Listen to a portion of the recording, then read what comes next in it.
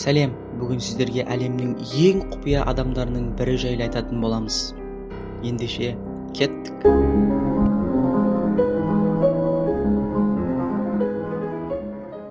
Дэн Купер 1971 жылы 24 қараша күні Портландтан Сиэтлға ұшатын әуе билетін сатып алады.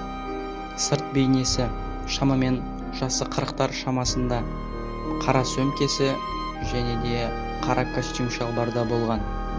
Ұшаққа еш күдіксіз отырған Дэн Купер ұшақ әуеге көтерілгеннен кейін стюардессаға парақ береді. Парақта ода бомба бар екендігі және де ірі көлемде ақша талап еткендігі жазылған.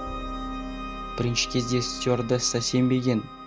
Дэн Купер өз сөмкесін ашып бомбаны көрсеткен соң барлығы айқындалды. Ұшақ жоспарланғандай Сиэтлға келіп қонады. Ұшақ бортында 100-ден аса жолаушы болған.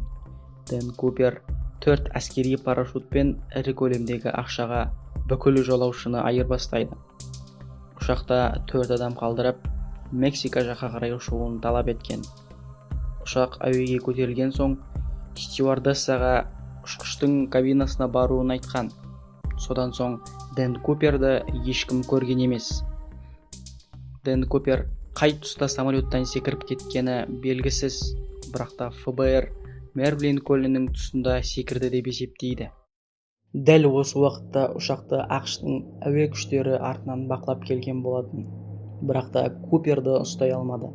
Сосын ФБР ауқымды түрде іздестіре бастаған, бірақ та ешқандай нәтижесіз. Ол туралы ешқандай ақпарат жоқ. Дегенмен 1980 жылы Колумбия өзенінің жағасында 5000 ақш доллары табылған. Ол Дэн Куперге берілген ақшаның номерімен бірдей болып шығады. Эксперттер бұл Дэн Куперге берілген ақшаның бір бөлігі екендігін дәлелдейді. Бірақ қалған ақшамен өзі қайда? Ол парашютпен секіргенде тірі қалды ма? Егер де өлген болса, денесі мен парашют қайда? Бұның бәрі құпия түрінде ашылмай қалды. Ол ұшқыш болуы да мүмкін, себебі ол ұшып бара жатқан ұшақтан қалай шығу керек екендігін білген. Немесе әскери адам, әлде мемлекет шпионы болуы да мүмкін, себебі ол әскери парашют сұраған, ал әскери парашютты арнайы дайындықсыз басқару өте қиын.